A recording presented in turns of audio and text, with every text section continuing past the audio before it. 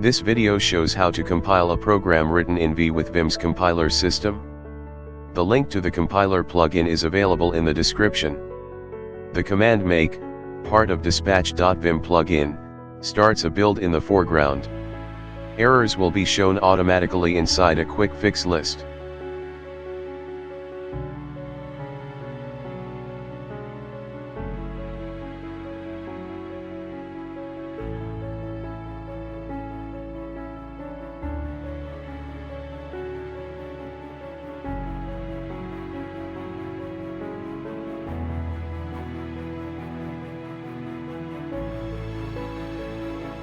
A Python script does not require to be compiled.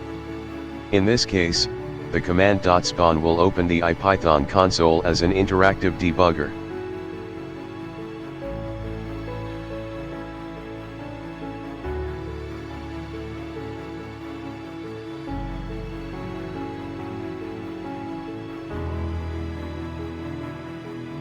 Thanks for watching. Don't forget to subscribe. Check out the description for more information.